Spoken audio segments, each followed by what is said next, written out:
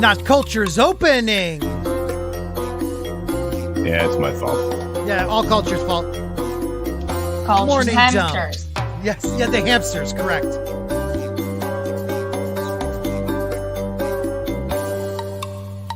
Oh, weird without Mad doing his part. Weird, nice. I guess so. Beach volleyball denim. He's all about beach volleyball denim today. Because from what I've heard, the greatest movie ever came out yesterday. It actually is. I heard it's very good. Ba-doop-a-doo.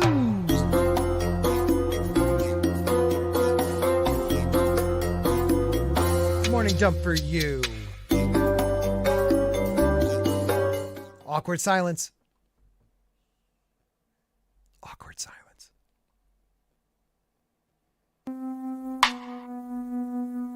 Oh, this doesn't look new and refreshing, Culture.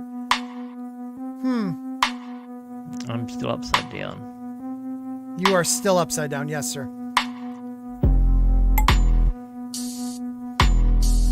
No answer from Culture or his hamsters today.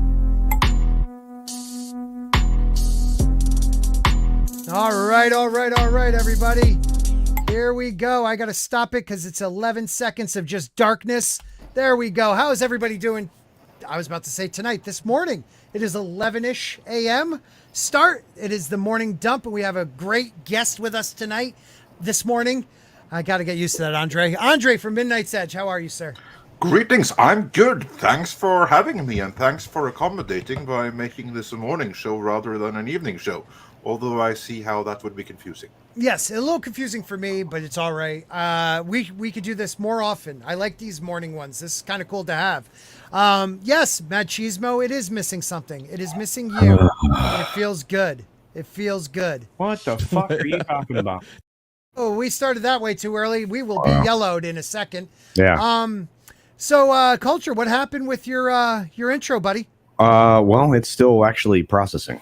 Okay. Well, would you like to say hello to everybody? Sure. Hi, everybody. I'm Culture Casino. I have a YouTube channel. I have a Minds thing. I have a Twitch. I have a Getter. I have a Twitter. I'm pretty sure pretty soon I'm gonna have a DIY channel. I have. Doing what? Culture, wouldn't it be easier to say what you don't have? Yeah. Yeah. No. I'm gonna teach people how to build stuff and things and remodel things and places. Wow. Yeah. You could do that? Sure. Yeah. Okay. I thought it'd be like one of those I would do, like a DIY where like I really can't do it, but I'm going to try to show you how to do it. Oh, yeah. Well, I mean, isn't that what all DIY channels are? I guess so. So. Yeah. No, I mean, honestly, I'm starting out with working on the garden. So I'm going to show people how to build trellises out of redwood. I'm going to teach them how to do planting boxes, planters out of raised bed planters, all that kind of stuff. Can you do that first? Because I have to make some of those. Yeah, I'm actually that's what I'm doing. I've got you're about to see videos starting the beginning of June. Nice. That will feature garden stuff. Scott, don't count on it. I'm still waiting, for the picture of Boss's new table. Still the new guest. Oh, I didn't send it to you. I have to send you that. Okay, I'm just offended. I would be too, Nerium. And everybody, welcome Nerium to the channel. It's been a while since you've been on, so it's good to have you on a morning dump. Totally. What are you working on? Are you working on volume what now? Volume 2, actually. I'm working on volume 2 of Bonds as we're speaking right now. Just, pumping out projects. But the problem is with daily job where you actually have to draw for 8 hours, it just doesn't go as fast as the first one. Yeah. But I make sure I find my time to draw every single day. So that didn't change at all. I'm glad you're doing that because still some of my... Literally, I'm not joking when I say she has some of my favorite artwork in any form. Definitely in comics. I think you could be one of the best ever. I really do. Your art is amazing. Thank you, Scott. Art is amazing. But thank you for being here. We also have, let's say hi to the chat. Tina Boja. Wait a minute. Tina's on the panel. Oh, my goodness. Who let Look that at happen? That. I love it. Channel member, probably one of my first ever channel members and dedicated follower, and probably will now forgive me for not sending out Funko Pop that I was supposed to send out a year ago. So she's on the panel at least. How are you, Tina? I have to get paid somehow, you know? Mm-hmm. It's been like a year I was supposed to send She's that. only been a channel member for 21 months. It's not that long. Oh, I guess not. Oh, How long have I had channel members? I think 21 months. 21 months. Yeah, I thought so. Something like that. Same with Cody Casino. Yeah, Culture and you were my first, so thank you. Mr. Grant Gregory is here. It's 2 a.m. where he's at, so what's going on? Not much. I just thought I'd just jump on, make sure everyone's going good. I'm doing the same thing as Culture Casino. I'm doing a DUI. Oh, wait, no, that's a drinking under the influence channel. Yeah. Different channel, never mind. Different channel altogether, Yeah, buddy. different channel altogether. Oh my DUI. god, Greg, you're pretty much like me at regular, every stream besides this one. Like for me, almost every stream that I jump to starts at around, like midnight or 1 a.m. I don't and know I'm how you like- guys like- do it. Yeah. I don't know how you guys do it. Like we're Tom and very Jerry, similar. with the matches and with tape and all that. Yeah, we're very similar, except I have zero artistic capability when it comes to drawing anything. Aw. Yeah, none at all. I have none of that too. I'm sorry, my daughter's asking me who the nude I just said. The nude new guest. guests are. The That's nude- Nerium, that's Tina, and that's Andre. They're the new people.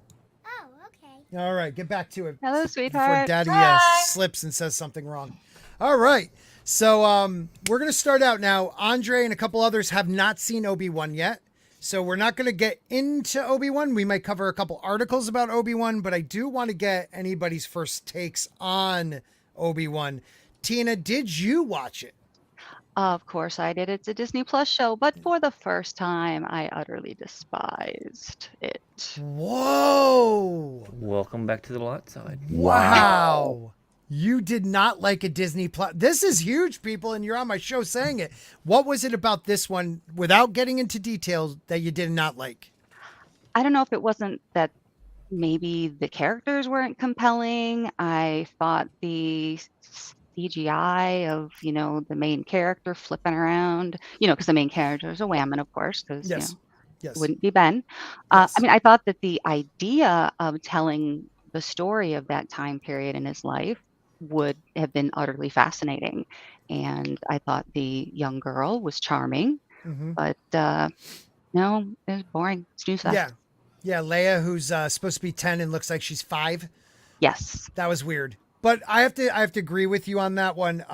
The Reva, sister 3 or whatever they call her. The third sister. That's it. The third sister. Yeah. Sister 3. I like that, actually. Sister 3. She My reminded favorite me of Bill R&B group. Burr. You know how Bill Burr was a guy from Boston in a galaxy far, far away in the first episode he was in? Yeah. She reminded me of a girl out, like she was not in that galaxy. She spoke like she was from New York. That's what I got from it. She wasn't anything different, just angry. I don't know. It was a travesty on my view. It was terrible. It's the worst Disney Plus show so far. Wow. Yes, I'm still reeling because Tina didn't like it. So that got to show you something. I buddy. mean, I think that proves the point that Scott's making. wow. Yes. Very true. And in a bit, we're going to get into some of the articles pertaining to us fans being ists and isms and blah, blah, blah. But and egots.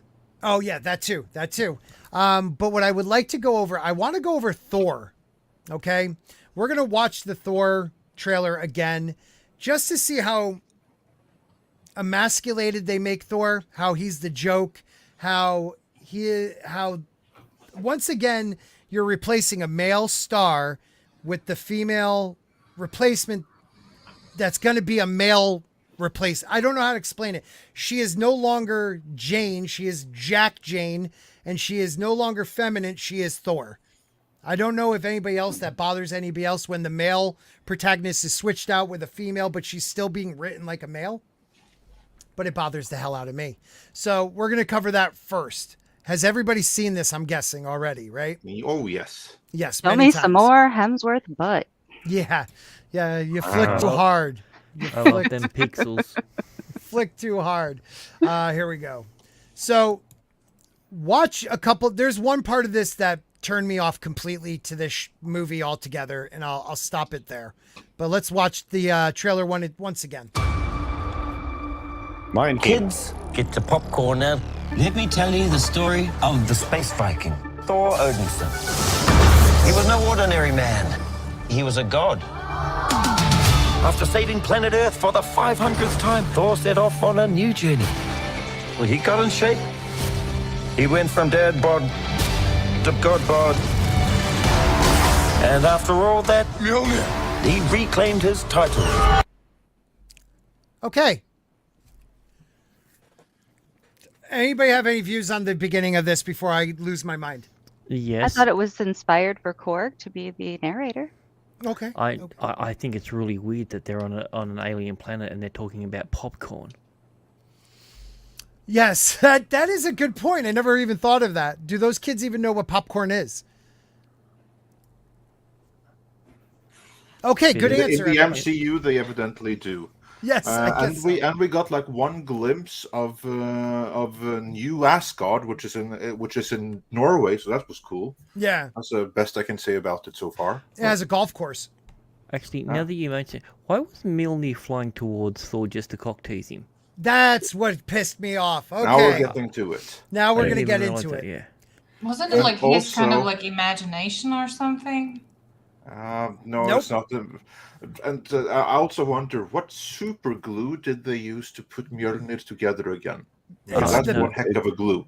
It's glue. It wasn't glue. It was science, and you've got to trust the science. Yes, yeah, exactly. I'm still betting Gorilla Glue. Blue. I just think she's more powerful than anyone, and that's how it stays together. What bothers me is that this is telling us right here. Yes, they went for a cheap, like, let's introduce Jane Foster, but she is now more worthy than Thor to be Thor. And before that, also notice like the first thing, because how he couldn't be Fat Thor as he was in the previous movie. No, Right. he had to get in shape, and he had to lose the dad bod and get into god shape again. Yes. And then I'm like curious, if it had been reverse, if you had like a female star of someone who was like in female superhero movies like 10 years ago and let herself go a little bit, and then you had in the trailer how she was going to get back into god shape again, how problematic would that not have been? Absolutely. You would have people out protesting, Andre. Why are we even talking about more or less worthy than anybody? If you remember in Avengers, basically Mjolnir was used by Thor and Captain America at the same time. He was. But that was the point, though. Captain America, he stood out from everyone else by being worthy. That's how good a soul he was. That's all right. That was a huge thing. But the hammer basically accepted two people at the same time. And right, but it's not now. The Thor is worthy. You know, like how come he's not worthy anymore? That's the good question. No, because he lost the weight. He's got a bad body image. He's no longer fat, so therefore he's not worthy enough anymore. See, I thought it was maybe Mjolnir is a bit like. Annoyed because Thor cheated, getting himself a new hammer. It could be, but he had that hammer at Endgame too. Like, that's a good question, Miriam. Like, how is it that they both can intertwine, throwing the hammers to each other, beating the crap out of Thanos, but in this moment, Mjolnir decided it literally, because in my view, even though it had the enchantment by Odin, and I don't think anybody realized how powerful Odin really is, as even in the MCU, Odin is probably one of the more powerful beings that ever lived. It decided, because it has some of its own, what is the word I'm looking for? Soul, yeah. And that actually is very much in line with the actual Norse mythology. There was a reason that you would name your hammer and your sword and everything like that. Mm-hmm. It was because they were imbued with the soul. And that's not just a unique Norse thing. Like, for instance, what was the famous sword in Arthurian legend? Oh yeah, Excalibur. Exactly. Why was it named Excalibur? Or better yet, why was it named? Well, because at the time when those stories came from, they were pagans, meaning everything had a soul, including weapons. That's why you would name them. I kind of think, Andre, like over here, the hammer just decided that like it likes TDs more. It likes the That boobies. could be. Well, Certainly, the writers probably decided that Mjolnir decided that okay, this person is the real Thor. Now, so I'm going to go stick with her. Right. Of course, it's a big issue when you open that door because if one other person is worthy, that means that 1,000 others are as well. So, and then you suddenly just reduce Mjolnir to a really heavy lightning hammer, Right. and little more than that. Yeah, I well, think I mean, it's all of 500,000 people have ended up wielding Mjolnir as well. Sorry, you can go, Tina. Sorry, I mean, So I think it's all about mental health. They're trying to show how he no longer has confidence in himself. He's got this existential crisis. What's his mission? So Mhm. he feels he's not worthy enough. Okay, so I would understand that if this was like 2 movies ago where he was battling that. But at that moment, he felt worthy enough to grab Mjolnir. He reached out. He wasn't scared. Because don't forget, in Endgame, when Mjolnir came to him, that was the moment where he was like, I am still worthy. Like, he knows he's worthy. So in that moment, he just assumed it's coming to me. But Jane pulled it back from him because she is more worthy. That's what I got from it. That's what Yeah, I you're got. probably not wrong. Probably Yeah. not wrong. see, I don't even know if she's even there in that battle because the next shot is It's a different. completely different scene. Yeah. I was wondering that too, but she had to be for someone to pull it away. I just think it's 2 different. And I understand CGI will get fixed all the way up until like the week before release, but this next helmet of his, I'm glad they tried to do something new and more like change it up a bit, but it looks terrible. It's a Snapchat filter. Yeah, it is. It's a filter. All right, we're watch a little more for the best Thor ever coming up. As the one and only Thor. Oh, spoke too soon. Jane? What is that? That is terrible. Even the way he says it sounds like Grover. Yeah. I mean, is that on his face, Nerium? Is that even on him? Like literally, or is that just added on afterwards? It actually looks like that baking foil. It's a tin No, foil it's hat. seriously, it's just very thin. It's very thin, and you know, like the Andre. I mean, you can agree with me, but when Vikings were making their helmets, they're making them like thick, you know, like massive.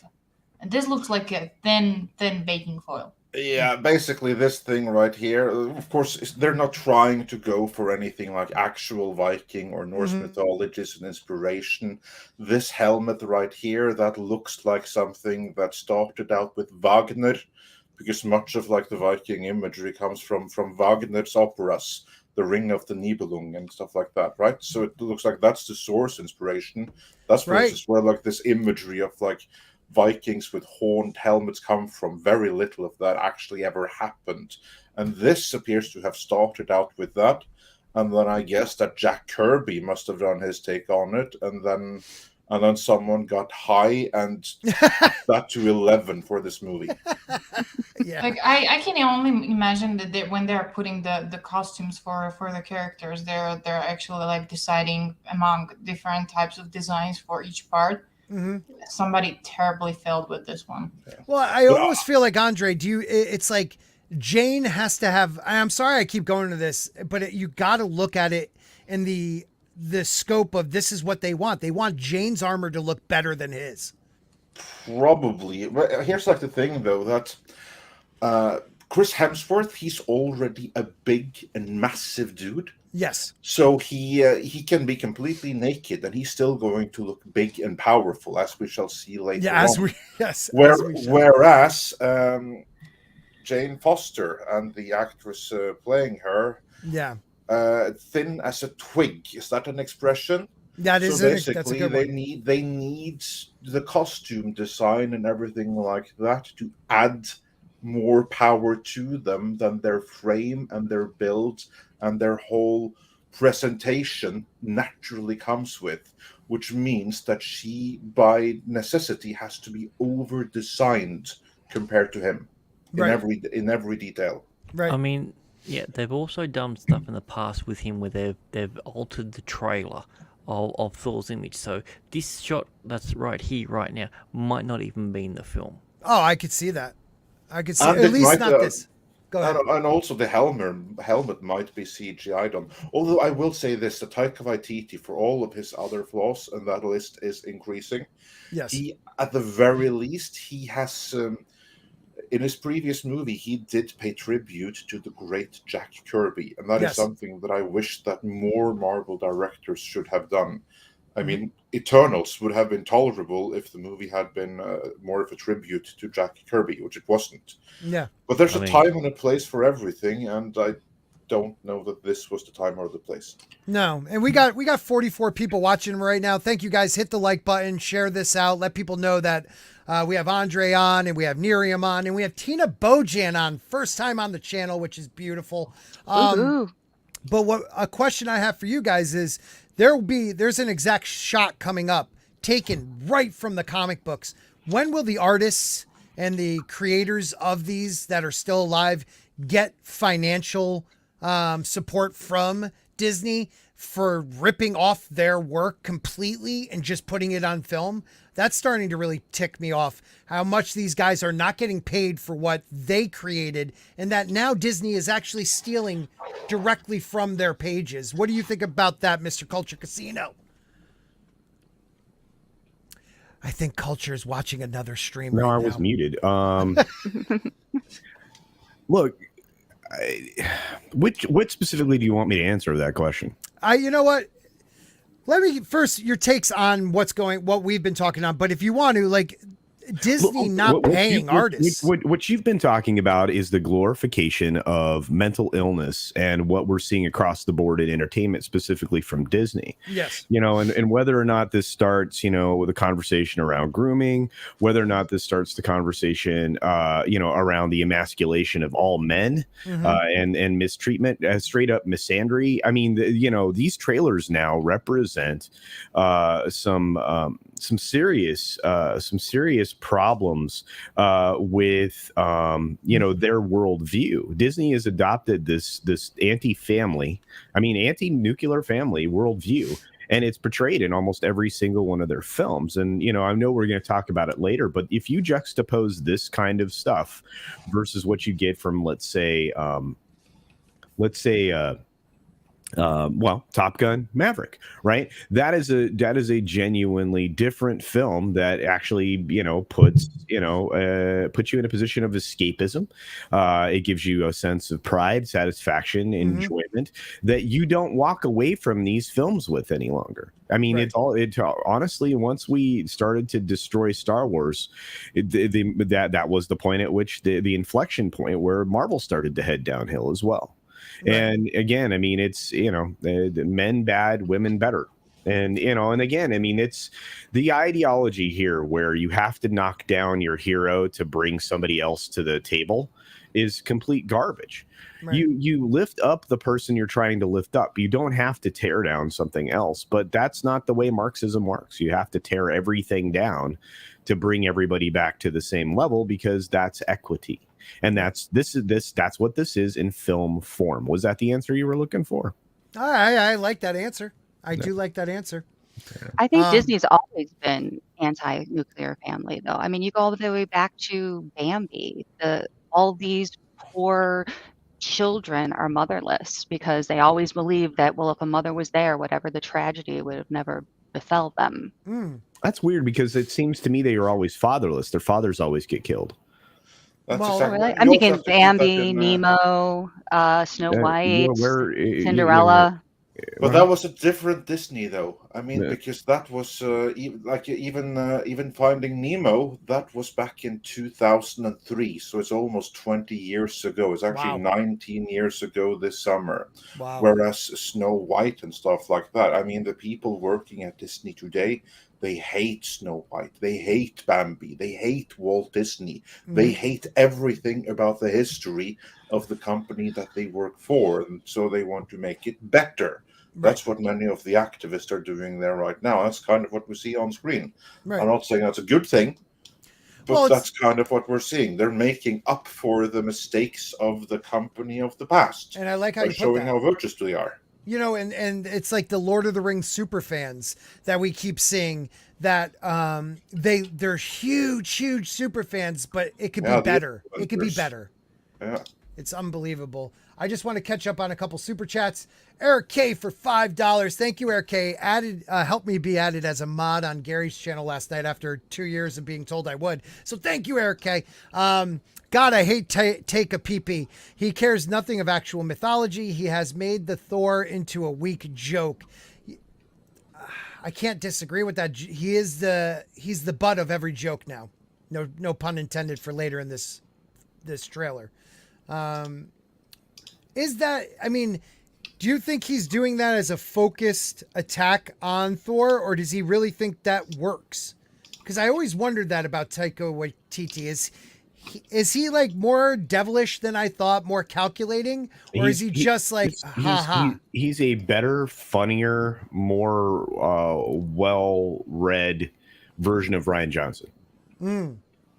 Wow. Yeah, that's horrible. I mean, he's like I said. I mean, he's a more capable writer.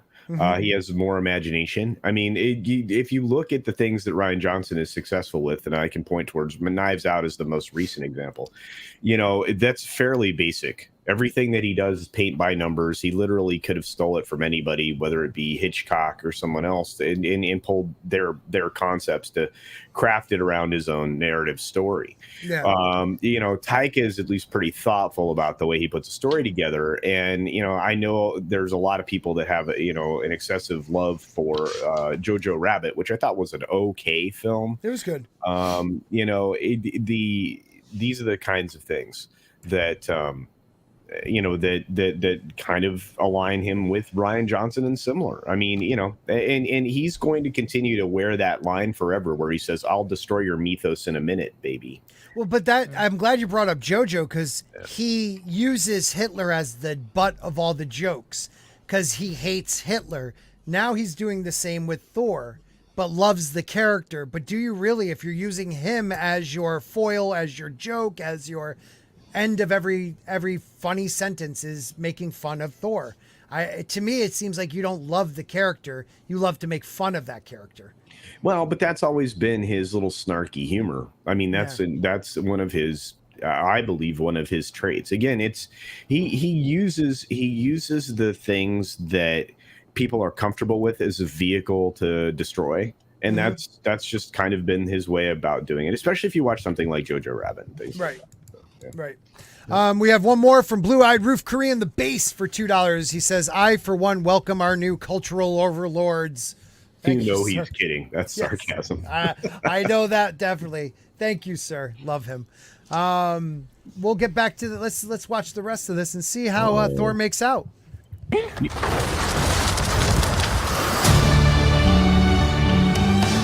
old ex-girlfriend. What's it been like? 3, 4 years? 8 years, 7 months and 6 days, give or take. Okay, so someone woke me up to that line because that really pissed me off at first. Oh, of course it did. Well, because she's like nonchalantly 3, 4 years, and he knows the exact time. Yeah, cucking him. I mean, we've already seen a way. No. I mean, he got cucked with the hammer. Yes. Then he gets cucked with this statement. Maybe this is Thor cucking and Bummer. I don't know. Well, it does work out that she was blipped. That's the people's defense right now. She was blipped. That's why she says 3 or 4 years. She would know. She would know. Scientist. Yeah, she's a scientist. She would actually know how much time passed during the blip. This is the thing. If she was blipped and everything, she's had even shorter time to be able to reconstruct Mjolnir. I'm still confused by that part. I think it comes up in this scene. Probably someone did it for her, I should imagine. I was about to say the same thing. Because she's so amazing. But Jane's his soulmate, though. I mean, how could he not remember up to the day he saw her last? Yeah, well, that's a one-way soulmate. Wow. Well, here's the thing: we still don't know how they broke up. So maybe what there was actually happening was if she got like hurt during that, that was some kind of like a payback from her to him. Yeah. Like women can be quite. Oh, so she's being more catty. You think? It, yeah, but sometimes like a phraser like this is just to, wound him. Yes. Okay. All right. I can't think they're that smart, but I could see that happening. That would be good if you wrote it. It would be like, because there would be meaning behind it. With these guys, I think it's just to make him look like he's the, as Culture said, the cuck. Well, where's Lady Sif and all this? Like, I think that she's an important character that just has never been mentioned after the second Thor movie. Well, she did kick Loki in the nuts 700 times. Yeah. But that was just my a memory, Loki, though. my I mean, that Loki. wasn't real time. Oh, that's right. That's right, Andre. People did like that character, so of course they killed her off screen. Probably. Yeah. Well, no, they stated that she's still alive. I thought she was supposed to be in this movie. Well, that will be a breath of fresh air because she was a likable, powerful woman. Yes, she was. And those are hard to come by. Someone you could believe is that strong. Will she bring Loki with her? Oh, you and your Loki. Am I sensing feelings? Well, you're right. The only ones who gods care about Oh, look, it's Christian Bale. is themselves. So this is my vow. This is the picture taken right from the comics. And it looks beautiful. And it's gorgeous, right? Yeah. It's surprisingly how accurate it is to it. I mean, It's exactly. yeah. Except You for mean- Korg. But you mean they could make things comic accurate? I thought that was impossible.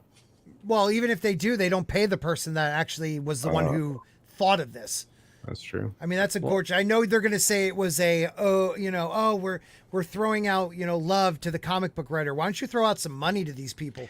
No, you get paid in experiences and homages. Homages. And also, that love is symbolic. What could actually happen that there was some kind of like 3D CGI person who actually loves the comics, respects the comics, and actually came up with this like one-to-one, visualization of the certain panel. They showed it up to, I don't know, to the producers, and maybe they liked it somehow. I mean, it's epic. You gotta say that. It's epic. Andre, what were you going to say? I was just saying that the image itself, that's amazing. If Yes. the whole movie was like that, it would be pretty Powerful. sweet. That is a great image. Right. I mean, And that in right terms there of tells the, you. of paying the writer, I guess they paid with their symbolic love and respect. But yeah, anyway, I just wish it would be more like this. Yes. Without like the silly comedic snarky tone, and just be Right. like that, because that is a great visual. Well, that's another thing. I like Ragnarok was one thing, and it feels like they're leaning in even harder into this snarky, make fun of Thor thing, where this could be a more powerful movie and bring people back to wanting to watch it. MCU has turned into, it's like comical. Like, what happened to like any of the drama or any of like the like, oh my God, are they going to make it this time? Like, I don't feel like we get that anymore with them. No, because they're combining two runs. You're taking one of the most controversial runs in Thor's history and one of the most beloved and recognized as one of the best, best outcomes, and they're combining them into one film, giving neither story enough time to breathe. Right. Like just the Almighty Thor run of comics, it had some good moments and it had some bad moments in it overall, but you're not going to be able to get to any of that. The main character in that thing wasn't even Almighty Thor, it was Jane Foster, her struggles, and I don't even know if they're even going to do that. Right. All right, here we go. We'll move on. All gods will die.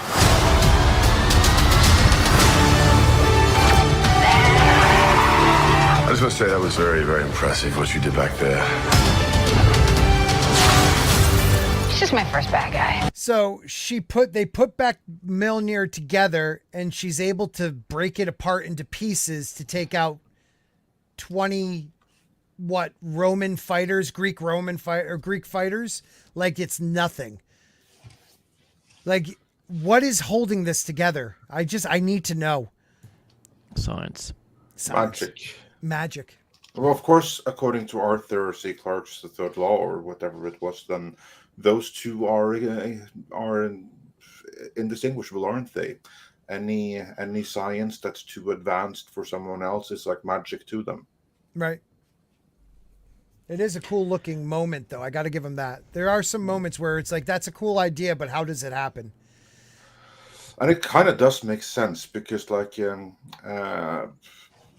Mjolnir in Marvel mythology is like made from the matter of a dying star. Right. So it should be pretty freaking dense and heavy, so that each fragment can take down one of these wannabe Egyptian gods. That's yeah, I'll buy that.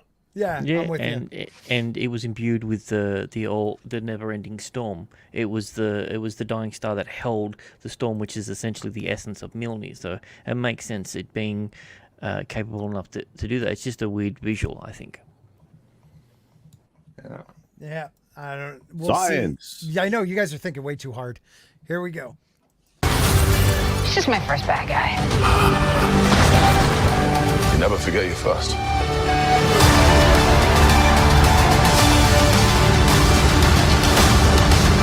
You are not like the other gods of kill. Because I have something worth fighting for.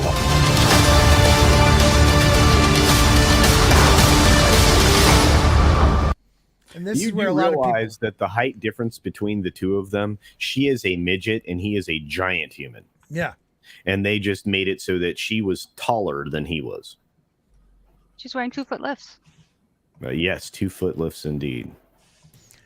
I got to give them one other thing, like this idea of where he's taking all the light away from the world, and like just from I'm guessing now Valkyrie can harness Zeus's bolt, brings off the light on just portions of her body, which blows my mind that she can handle Zeus's bolt, but whatever, because she's a Valkyrie. Hey, I can't wait for her to die. Very excited for that moment. Oh, please. She's the last of the Valkyries. Of course she's going to be capable. Come on. Yeah. No, because Jane Foster becomes a Valkyrie at the end of it. What? What do we feel about Christian Bale's look? They did not do a lot of work on the makeup. No. Christian Pale looks very good. Yeah, he's not supposed to have a nose. He's supposed to look very Voldemort-y. Well, and I hear I've a lot of mentioned it several times. But I hear a lot of people saying they're glad they did this instead of the Voldemort thing because, you know, Voldemort looked terrible. Right. And You're also- this is a bad guy. He's supposed to look terrible. No, I gotta agree with Scott on this one, because the moment if they took the nose off, that you would have the Voldemort jokes left and Right. right. The slits and people making fun of that. It's already happening now, so Yeah, this is discount Voldemort now. He's such a good actor, too. What do you think, Andre? No, actually, I'm not familiar with the original character from the comics at all, so I have no frame of reference there. Okay. I can say that I always thought that Voldemort looked really lame and stupid because of the nose. And if you were to remove the nose here, maybe you could find a way to make him look better than Voldemort. But what I see, if they had done that, you would not only be inviting Voldemort comparisons, you would be inviting Red Skull comparisons. Yeah. So he would look like a redux of several villains. Right. This way, no, granted, he doesn't look all that unique, so Christian Bale will really have to make up for it in performance to make this guy stand out from all the other dime a dozen villains that look kind of like this. But at the very least, he's not going to look like budget Voldemort and budget Red Skull. So I actually don't mind that. I think that's a perfectly okay decision. Another thing I find funny is because with this character, his sword was the sword of the first symbiote god. And because Sony owns that word and that property, how are they going to handle that? I don't understand. That's the thing. Like they're gonna have to play fast and loose with his origin and everything. Like, is it going to go into the story about his wife and his child being killed, and him being excommunicated from his world because he didn't want to believe in gods anymore? Like, we don't know. We don't know how deep they're going to go into it, because the reason why he's so pale is because they're a cave dwelling people. They never see the sun because it's deadly. So it's I don't know. I mean, as they say, you either see yourself as a hero, or you live yourself long enough to see yourself as a bad guy. Batman is another bad guy. No, yeah. Well, Batman doesn't protect your property. And then Jane. And before we finish that, I've really got to head off, buddy. Yeah, you get going, man. Get some sleep. Appreciate everyone. Make sure you sub to everyone on the channel. It's awesome to be hanging out with everyone. It's so good to see Tina on a live stream. Yeah, thank you. Yeah, and it was awesome to actually talk face to face with Andre. And it was very nice to meet Nerium. And fan of your work. It's nice to put a face to the name and everything. So, your culture's there too. Yeah, and culture. Love you, brother. Yeah, we'll see you tonight. We'll see you tonight at the 8:30 dump with Nerdrotic. Absolutely. Take care. Get some sleep. All right. Take it easy. Later, buddy.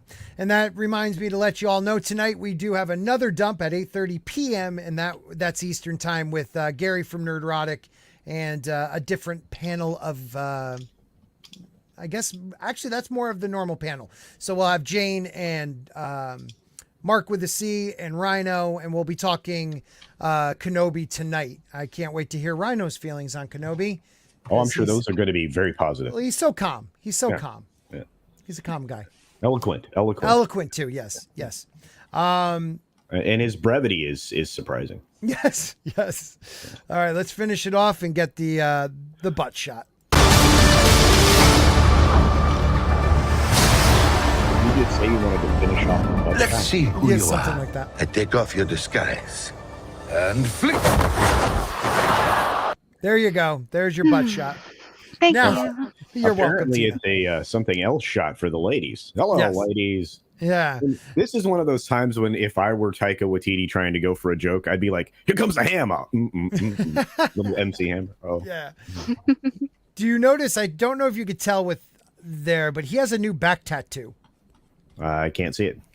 I believe it's Loki. Yes, it is. Is it really? Okay, I haven't. I looked hadn't into noticed. That's Yeah, I see. I- There's horns right there, and How would I That's not something notice? that Loki put on him in a sleep or something. I bet you're going to have that joke. But Something he like didn't that. put it there voluntarily. That's a joke, Loki joke. Yeah, huge bummer.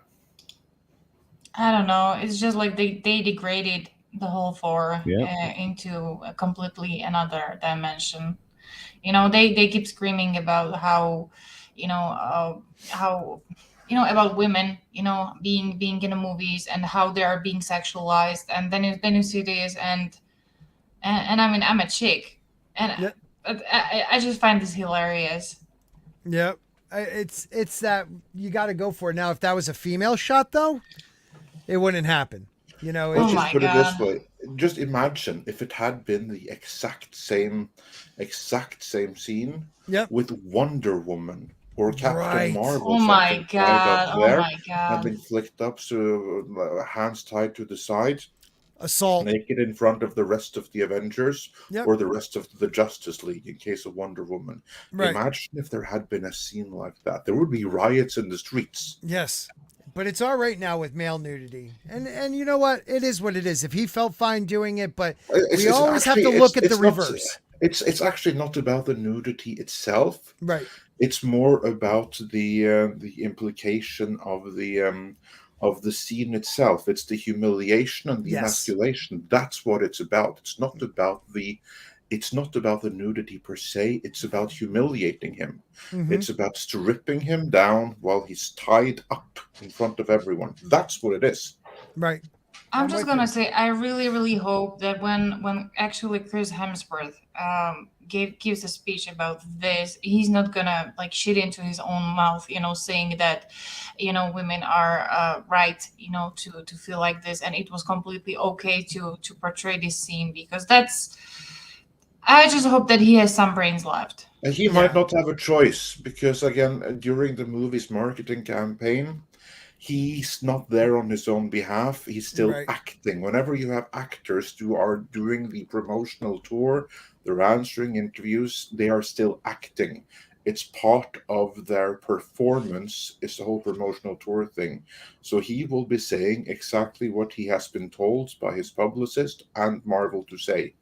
And if they have decided that for this scene, we want to turn the tables with the kind of like discrimination stuff that women have always faced. I bet you it's going to be something like that. And he's fully in support of it, and so is his wife. Just wait for it; it's going to happen. You're absolutely right. What It'll be turning it's not gonna table be his are we words. talking about?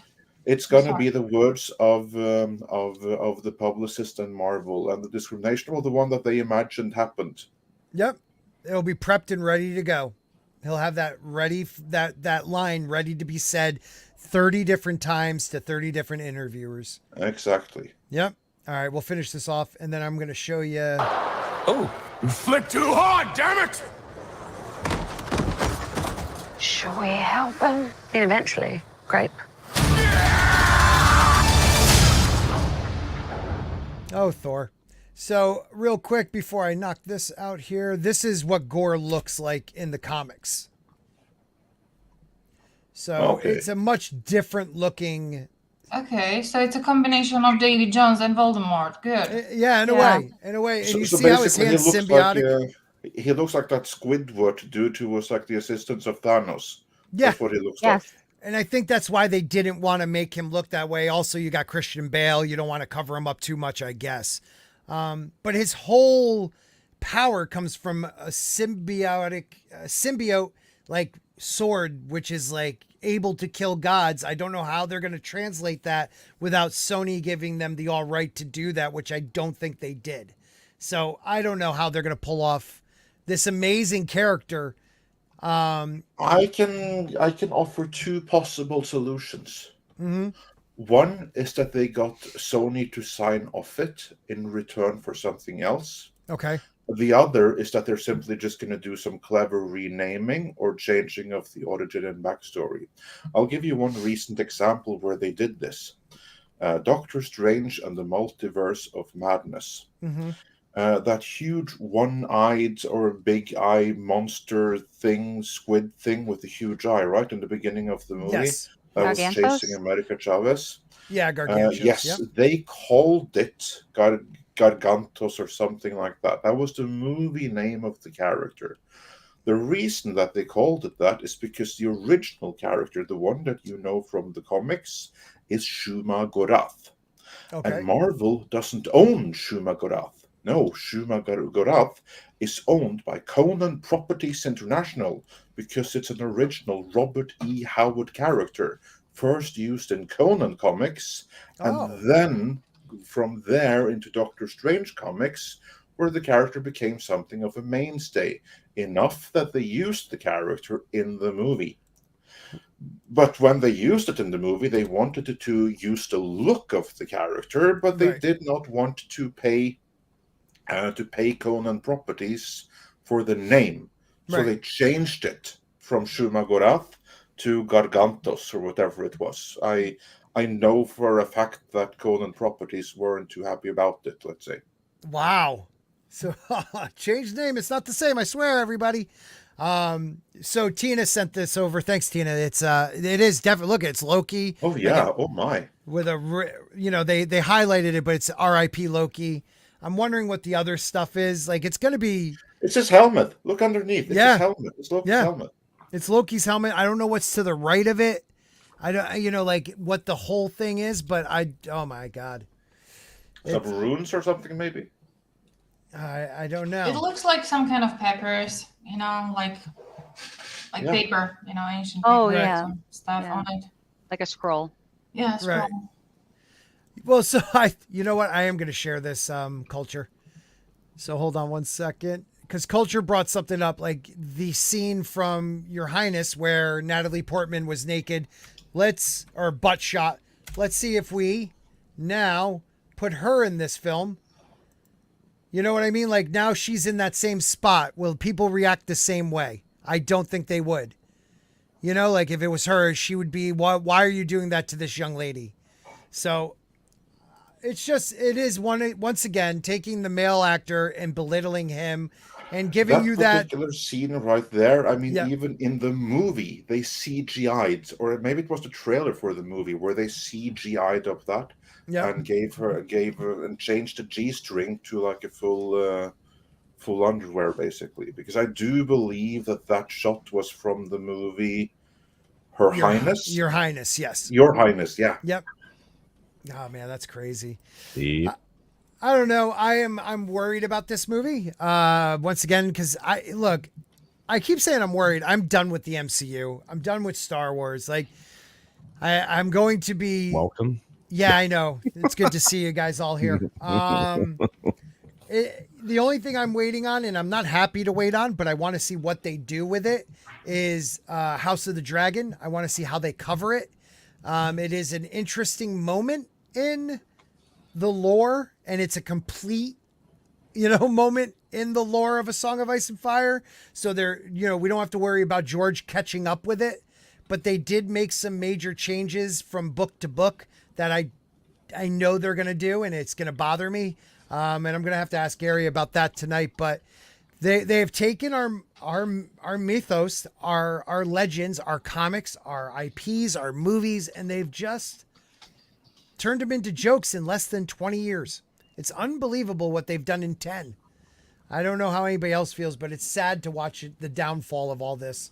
Yeah, I would say less than 10, because when you go back 20 years, they were actually honoring them. Right. I mean, from the year 2000 and up until at least 2012, 2014, they were actually trying. They did better and better and better all the time. I mean, the first in Iron the Man. last 5 to 10 years. Yeah, because That I mean, is the what first was. Iron Man was amazing. It was. Yeah. It really was. It's not. Go ahead, buddy. It made the ICU, the ICU, the MCU. It's in the ICU. Yeah, it kind of feels like it is in the ICU. I think that was a Freudian, but I have to say, you have that very first film from Paramount with Mr. Favreau, that got all of this kickstarted, and to think where we've gone from there. And the classic comic book movie actually making it to screen in a way that's easily digestible for an audience, and then turning it into what it's become over the course of the last 6. That's what happened. I mean, it's been the last 6 years where they turned the corner and dove into this infinitesimally small cultural ideology, and it's incredibly limiting. Yes. And for those that are not willing to acknowledge it, I mean, you're going to get middling entertainment from now on forever, outside of like great things that show up once in a while, like Top Gun and a few other pieces of property like the Northman and stuff like that. Yeah, the Northman is everything I wish Thor could have been. That gritty and that. I understand it's the MCU, it's Disney, but come on, give us a little heart, something to lock in on. And now it's like, well, you're old, it's not for you, it's for youngins. Well, ass shots aren't for kids. I guess maybe with Disney it is now. I mean they were just exposed, and I'm not sure if Andre got a chance to catch this from Bounding, but they were just exposed for the grooming they're continuing to do using drag show people, on Disney Plus. Yeah, that article is surprising. Yeah, I have that right here, actually. Disney uses drag queens to promote and fund LGBTQ curriculum in public schools. Wow. Why? Why, Disney? Why are you taking... I just don't understand the financial decision to lean so hard into a... Oh, there isn't one. Okay. Andre, isn't it beautiful to live over here in Europe? When you see articles like these, I'm so glad, and I feel like I'm gaslit just reading the news from the States. I can't imagine how it must be for you to live in the middle of the craziness. I mean, the subversion is intense. Yeah. The obvious influence that is there, destined or determined to try to tear you guys apart. Yes, I mean literally tear it's pure our gaslighting. country. It is. They're trying to tear our country's soul apart. They no longer want the nuclear family. It's actually not. There's different versions. It's nuclear family bad. It's parenting your children bad. It's not letting your child decide their life. If you decide that you're supposed to actually teach your children morals, well, that's bad too. Let the state, Let us tell you what is important. Let us tell you what your children should know, and you stay out of it as a parent. That's what they want. And as Americans, it blows my mind that we allow this. We're the country that we're supposed to be on edge about things like this. We're supposed to be always ready for someone to come and try to take away our freedoms. And now people are just handing them away. I'm just going to say, after studying, like teaching myself, at college, one of the first stuff that they taught us is that the primary education and raising up of the children basically comes out from like home, right? Yep. From the family. Yes. And the school system, educational system is there to go hand in hand. It's not there to be something bigger, something better, and definitely not taking rights away from the families and from the parents themselves. So, for example, me as a parent, if I was a parent, and I realized that they were trying to teach my kid something that I don't even know about, not even like agree with it. The first thing I'd do, I would just take my kid out. Right.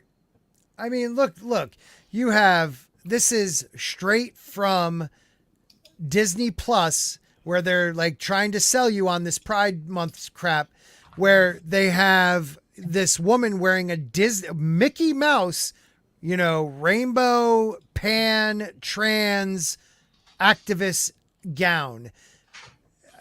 Walt Disney must be like, what? Rolling over in his grave. Like, the idea that it's no longer about just entertaining your children or teaching them, about the ABCs and the 1, 2, 3s. It's about indoctrinating your child. What do you think about that? I love to hear it from you, Culture. The thing is, it's not just Disney, right? It's not just Disney. You're going to find this kind of stuff in bookstores. I just put an example up for us to look at that was sent to me by Monkey Jeebus, who also pays attention to these things. Hopefully doesn't mind me calling him out. But we are constantly bombarding children now with sexual identity stuff at ages that are not just inappropriate. They should be deeply concerning. If not, they should be causing people to completely lose their mind. Is it from Twitter you sent? Is that the one? No. I'll pull it up right now. Okay. It's right here. It's this is it. Bye binary. This is sitting in your bookstores right now, folks. And if you don't think this made it into school libraries, places like that, nobody puts baby in pink or blue corner. You see what I mean? This is identitarianism designed to destroy culture. I mean, and anybody that's not paying attention to this, I can't help you. No, but it's not just Disney, but Disney is culpable. Disney is cooperating. Disney is this ideology now. And they've been exposed for what they are. I mean, we watched those meetings for the Reimagine Tomorrow group and the hostage video that Chapek was in, which I'm starting to believe increasingly isn't really a hostage video. He may have done that absolutely 100% willingly and without any consideration for what he was doing. I think he's like, nah, this is the right thing. And if that's the case, Disney needs to lose about 100 more points. If they're worth $1, if they're worth $1.08, they lose 100 times their value. Then I might be feeling better about all of this. But again, I mean, all we have to do is continue to show everybody what is being peddled out there, and in what interest is this a successful way to have a growing society? We're already at a 50-year low for birth rate because of massive shifts in the culture, right? The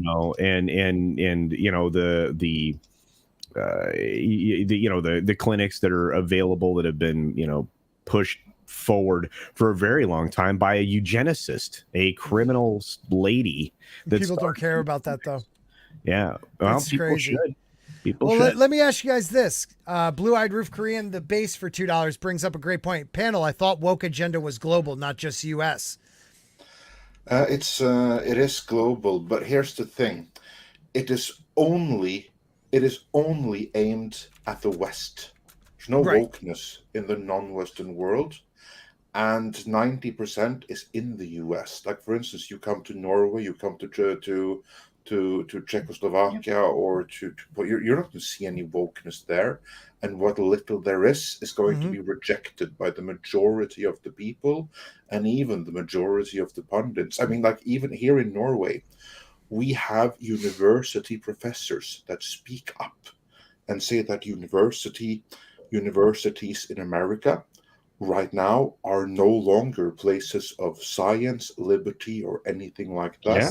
And we have Politics. to fight the fascistic forces that have already destroyed American universities from doing the same thing here. Yeah. So here there's an increased awareness. So actually, wokeness, it's 90% of the wokeness worldwide is in America. Oh my God, that kills me. The remaining 10% is in Europe. And let me ask you a question, Andre. Do you think that if, let's say, we ended up with another populist center-right, leader here in this country, that one of the first measures they should take is to stop sending government money to universities? I would. Absolutely. Yeah. I mean, because if you look at the history, because the danger is, this is like the danger with subversion, because universities are places of education, which is why those that push the wokeness, why they go there first. And you just have to look at European history. Look at, for instance, Germany of the 70s and stuff like that, when you had the Red Faction and the Baden-Meinhof complex, all of that came from the universities. It came from radical professors who were pure communists. Yes. Who indoctrinated their students. And you have the same, so it's not just a matter of funding. Like you have to have some way of rooting out pure communist forces. I mean, I have to say, we need to bring back, I'm not going to say exact McCarthyism, right, but something inspired by it. Well, that's so sad that we have to get to that, because it's but he was we've right. always been on our toes. We have always been on our toes, and it seems in the last 30 years we haven't. Yeah, when you look at what's going on right now in the culture, in the entertainment, he called this is the exact thing that Senator Joseph McCarthy was trying to stop. Yeah, and he was completely ruined for it. What were you going to say, Tina? I was saying, as a university instructor, parents need to know that sending your children to a private/Catholic institution is not going to save them from the wokeness. No, I work and teach at part-time, but at a Catholic university, and it is more woke than my children's public school in the neighborhood. Just blows my mind. It's a Catholic school. Like, that was my last saving grace. I'm not even Catholic, and I'm like, I'm sending my kids to Catholic school. You can't even do that anymore. Like, and then people think, oh, you guys are just complaining. Like, my YouTube channel isn't just about comics. It's not just about, Disney. It's about the protection of our culture. And if you can't agree with that, I'm fine with you not subbing. That's great. But if you understand how important that is, you got to sub to channels like ours, because we're just taking a look at the entertainment at the moment. But it's a complete overtake of our beliefs. It's scary. I know we're about to lose Andre, so I want to ask this question real quick. We spent 45 minutes alone on a trailer for a pop culture entertainment property, breaking it down as far as its cultural breaking aspects are. Not on its entertainment value, because I guarantee you they'll be littled off or there. No, we know it has none. Right. But Andre I mean, for how much longer? And I'm asking you this question. I have my own suspicions, but for how much longer is entertainment going to be able to survive now that money is becoming more difficult to acquire for these entities that are pushing this garbage out there? Well, the money is the key thing, and there's like two sides of it.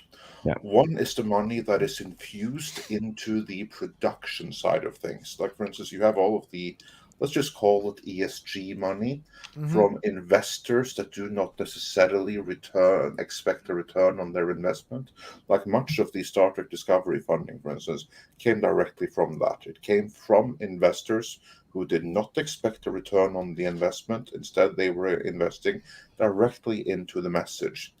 So it's two things. One is that kind of investment has to dry up a little bit, because that's like half the equation. But the other half is the audience actually buying things and supporting things with their money.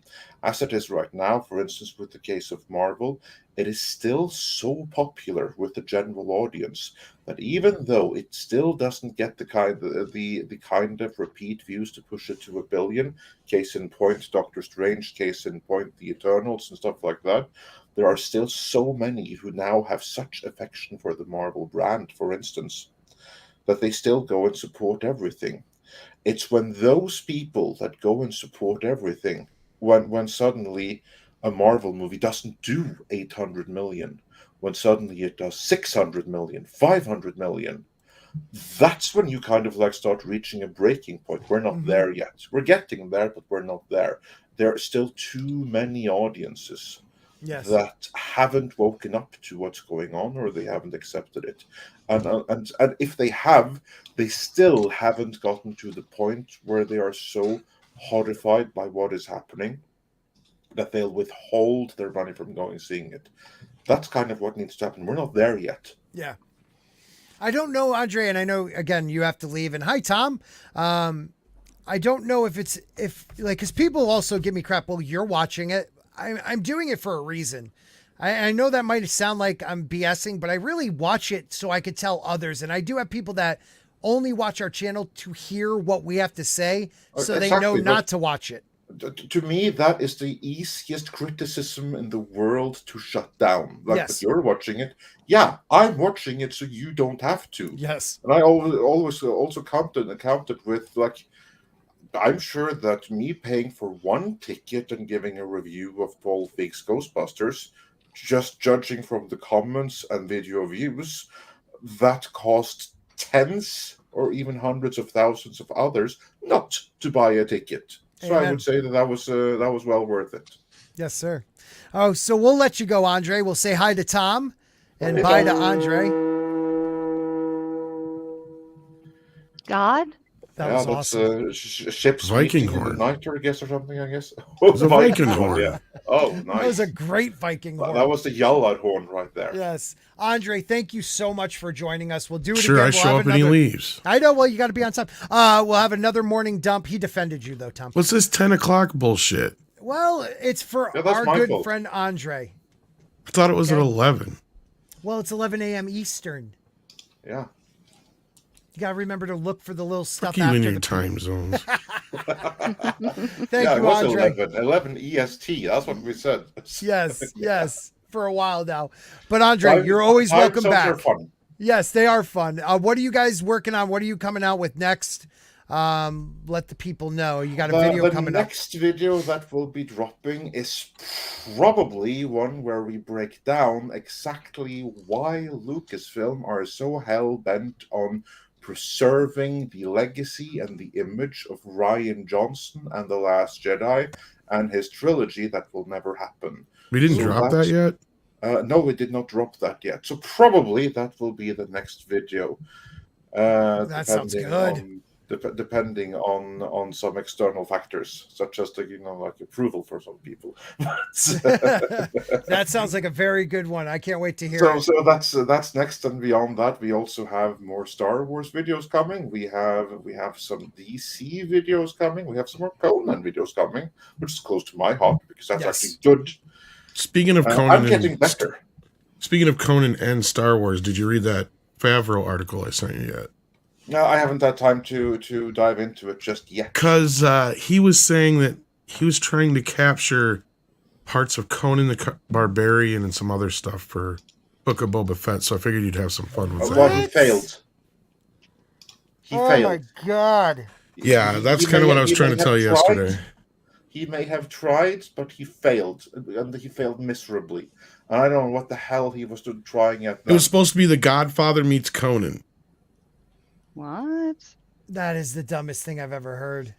Okay, I can't wait to dive into that. Yes, please do. Because that was the biggest fail ever, and that's like, why do you even say that? You have to like tarnish the name of Robert Rodriguez more. I mean, it's like, if you had told Robert Rodriguez, like, we're going to make a mix of The Godfather and Conan, and you are fully in charge, go. Yeah. It would have been freaking awesome. It would have. But I want to see that now, actually. Yes, me too. Yeah, exactly. But but Favreau was the one writing it, and if he said that, oh, this was my attempt at The Godfather meets Conan, I don't know what the hell he thinks Conan is or The Godfather. I mean, did he see any of those? I don't know. You're gonna have to read that article. It was part of those variety ones. Yeah, as I said, know, they're a treasure trove of bullshit. I mean, there was no moment where it was a treasure trove of bullshit. Bullshit, man. There was no moment where they settled family business. There was nothing about Conan. That's the weirdest statement I've ever heard. Yeah, I think he was hinting at King Conan, but still. Still nothing, man. Okay, King Conan, he was not one that was quiet and trying to make truces and alliances and being a total bit. That's not how King Conan was. Absolutely. He was comparing to The Godfather and talking about how Don Corleone tried to keep drugs out of the family business and all that stuff. And I'm just like, where's he getting this shit from? Yeah, but not by being a total bitch about it. Did he write something completely different? And like, that's what I'm trying to figure out here. We did not film that one. That's not what they filmed. Yeah. No, that's crazy. Oh my God. Well, thank you for being again, Andre. Thank you. We'll do this again in a few months, I hope. Oh, absolutely. I'd love to. All right. Awesome. Everybody, Andre from Midnight's Edge. Thank you, sir. Thank you. Take care. Take care, buddy. It worked out perfectly with clapping. I like that. All right. Tom Connors from Midnight's Edge. How are you, sir? I'm tired. I know you are. You just take a nap. It's fine because we have a new channel member, Monkey Jeebus. Thank you, Monkey Jeebus. Thank you very much, sir. A button for that. There we go. Well, Tom, don't you dare to take a nap because I gotta go too. So yeah, are you ready to go? Yeah. I gotta go. You know, I have my brother and his girlfriend coming in for a visit. Oh. Yeah, I told you about that. I know you did. Now, is the girlfriend someone you already knew, though? Is this a new girlfriend? Yeah. Oh, okay. Yeah, honestly, I was back then. I was living in Slovakia, and thanks to them, I managed to move to Czech Republic. So. Oh, good family then. Yeah, well, they're amazing. They're amazing. Yeah. Miriam, let them know. Well, anytime we do a morning dump, you are here. Let me know if there's something you want to plug. You got I could bring it up actually. Hold on. I am going to bring it up right now. Oh, I almost boomered the crap out of that, people. I almost took myself once again off the StreamYards by changing it over right to her bonds. But here we go. I will share this. Share screen. I love it. Honestly, my Indiegogo page is just a mailing list phase. So I mean, like people who are interested in werewolf comics, you can just sign up for the mailing list. We're gonna be launching probably somewhere in the beginning of the summer. Oops. But in the private chat, I threw you a link for Sunsworn because that one is gonna be closing out soon, and we plugged in a new perk. Somehow Rodgers was able to dig out a few more last copies of Bonds. You know, the first volume. Mm-hmm. So we decided to make there it is, the book bundle, right? It's the Bloodbound bundle where you will get the Sunsworn comic, the Bonds comic, and some extra special add-ons, prints, cards, you know, and things like that. So there are only for only $45. For only $45. Yep. Wow. 2 packages and the beautiful box and all of that, and there are only 6 left. So I mean, like, if you're interested, definitely jump on. It's, you know, all right, I'm gonna share that, guys. Stories. So guys, right now that is what's going out. That is the link. So please take a look. Make sure you like it, because I'm telling you, your artwork is unbelievable. Red's writing is fantastic. Like, I am really into what you guys are doing right now. So please, guys, share it. Become a member. Follow. Support all indie comics, people. We got a lot of people that are in our fandom in the chat right now, other people that are doing their own books, doing their own comics. So please help them out, support them with this.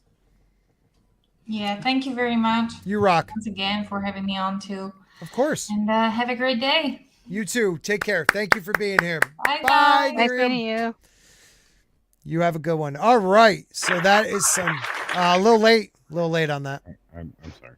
Yeah, thanks. Tom has a button. You're not as good as me, Culture. I'm quicker on the buttons. I guess I need to boomer. Yeah, Lola, I need to boomer more. You have to. In order to be a professional tuber. Boom. Could that come on every time I come on? That No. feels so manly. I could do that. All right, cool. Hold on. This is what happens when I come on, though. Oh, I thought it was more like this. Yeah, well, here's yours. I didn't mean to hit the rewind, but Yeah, I you're know, so but old you can take it. Yeah. And now that we're down to the final four, is this like a true Midwest versus East Coast We're gonna have battle here? tryouts. Well, I think I'm the only East Coaster. Yeah, for the time being, I'm West Coast until we get to Florida. So Yeah. At some point, we'll get there, though. Hey, guys, DC The Flash movie hired over 40 writers to clean up messes. Holy crap. 40 writers? 40 writers to I clean don't know up the about mess. this, but Oh, okay. Well, this is from Geekosity. Yeah. I know. I believe Mikey usually, Yeah. but this seems Wow. a bit excessive. I'm 40 not sure seems on like a that. lot, doesn't it?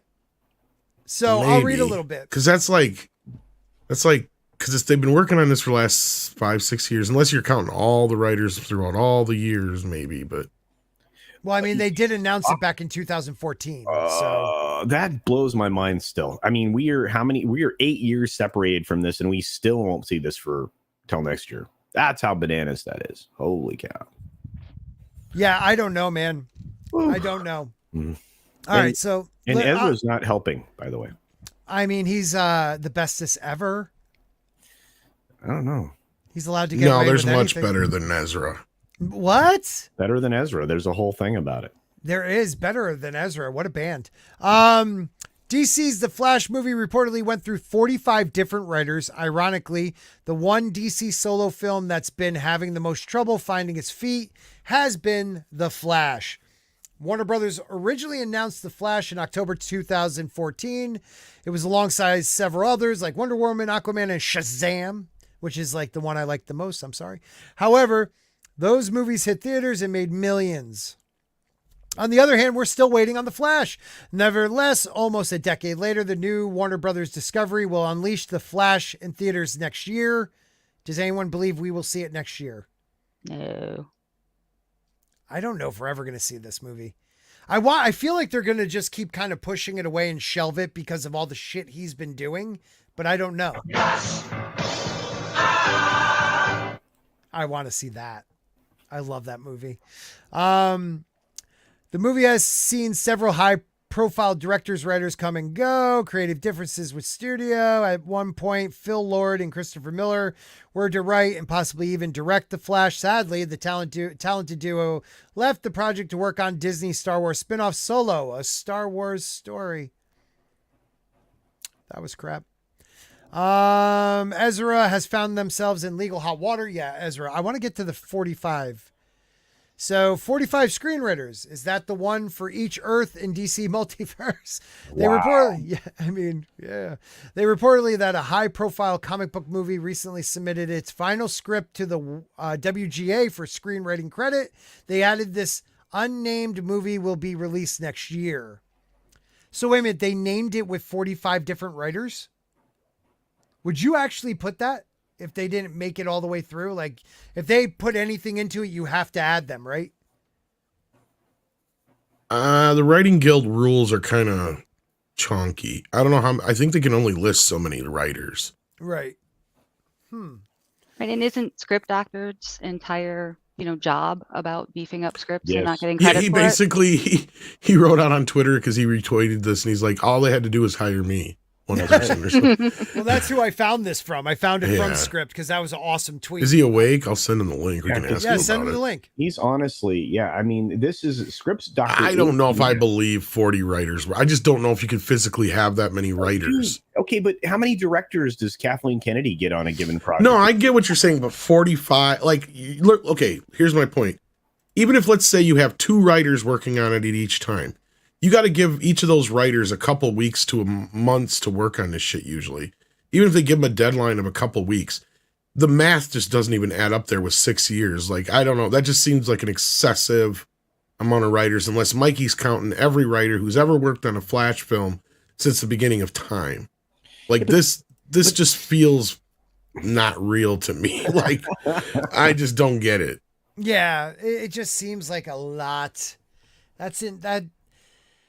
Unless they have to list all these writers who have worked on all the comics and they have to give them some kind of credit. That's the only thing I can see, because I just don't physically see how you could have that many writers work on one movie, even if you had 6 years. How many story by credits do you think are actually? That's the thing, is the Writers Guild will only allow you like so many. Yeah. Like usually you only get the original story by, and then like the last few sets of writers that ever work on a script.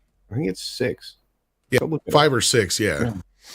Yeah, that is kind of crazy. For instance, that's why Tom, and then there's other, depending on who's got what kind of contract, because for instance, that's why Tom Mankiewicz never got a writing credit on the original Superman movie, even though he rewrote the entire movie, and the version we see is his version.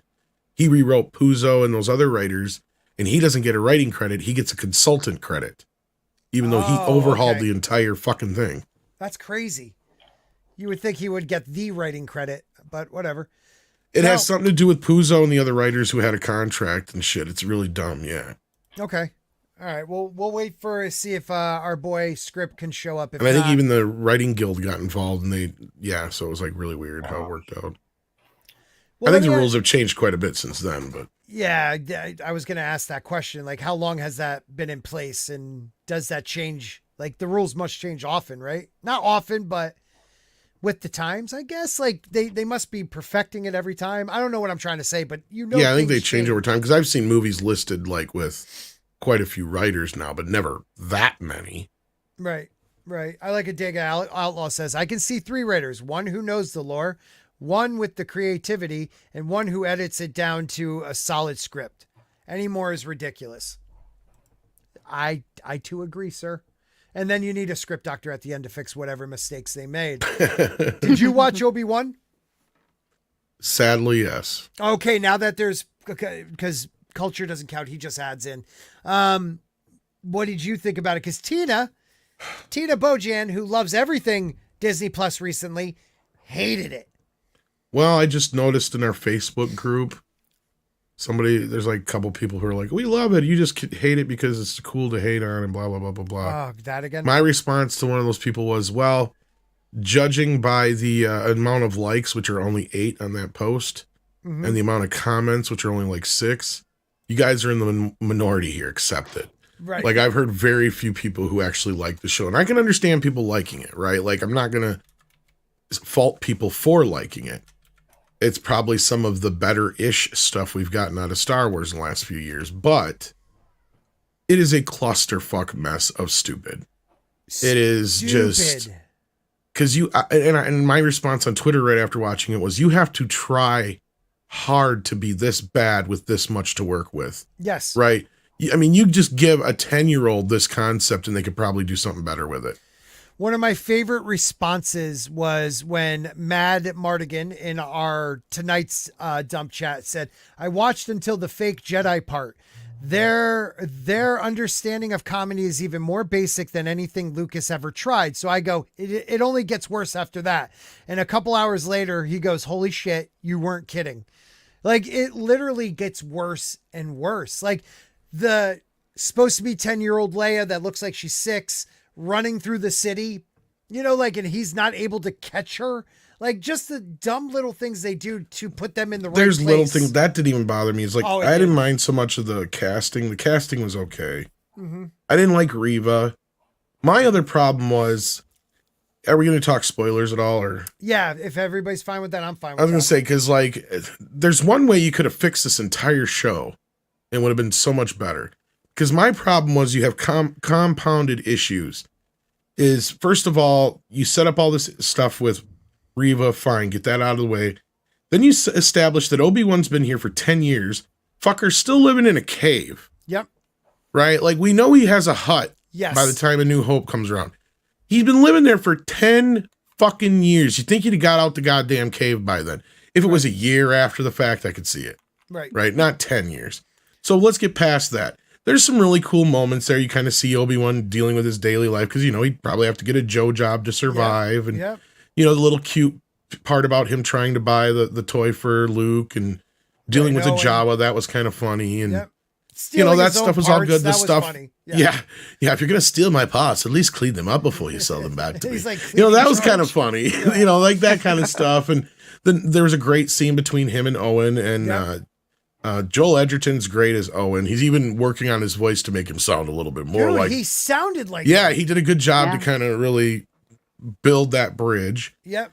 But then the problem you have is the Inquisitors, Reva, and this whole fucking plot is built upon a bunch of what ifs and assumptions and hopes. Yes. And tangential bullshit. Yes. And a lot of these characters should be smart enough to see this shit from a mile away. And not only that, certain things would have been exhausted before you would have went to this point. And what I'm saying is like, okay, so we got into it. We get the kidnapping, right? Yes. Which I didn't mind the girl that plays Leia. She looks like her. She does. She just looks so She was young. adorable. She was. She don't was get me fine. wrong. It was just a bad script, and script doctor and a few others are right. Instead of having her act like Leia, they're having her talk like Carrie Fisher. Yes. Yes. That's the difference. See, they gave her Carrie Fisher's attitude, not Leia's attitude. You're right. And he was 100% right about that. But like, so that aside, this whole thing could have been cleaned up, because the whole point is Reva sets this whole thing up to kidnap Leia because she is certain, just dead fucking certain, because even though I'm sure hundreds of Jedi served under different senators during the Clone Wars, she's 100% certain that if Leia is kidnapped, that Obi-Wan Kenobi will come out of the woodwork to save her. Right. Right? Right. Like, this is a big, big assumption on their part. And especially, considering, when Antilles comes and talks to Ben, he's like, you've got a fucking army. Like, why are you here? Right. You even coming here is a problem. And I agree he's 100% right. There's no reason, because he's got all these other, in fact, they even say it when they kidnap her. We shouldn't be doing this. We're kidnapping an Imperial senator's kid. Right. He's got the fucking power of the Empire behind him, basically. like, this is the thing. So you basically got, and then that's the whole conspiracy is, and that's where the Grand Inquisitor's right, is like, Reva, you shouldn't be fucking doing this. You're going to get us all fucking killed. Right. Because this is an Imperial senator's kid, for fuck's sake. So she gets busted because that's her whole fucking convoluted plan. But of course, Obi falls for it. So that's the other thing. Like, how did that Jedi? He knew Obi-Wan was going to be on Tatooine. Yeah, the whole thing. They're already there. They're already on Tatooine. And that's the other thing is you establish in A New Hope that Tatooine is supposed to be so remote, that nothing fucking ever happens. Yeah, we have seen that nothing in the universe happens except on Tatooine in these fucking shows. Right. It just blows my mind, man.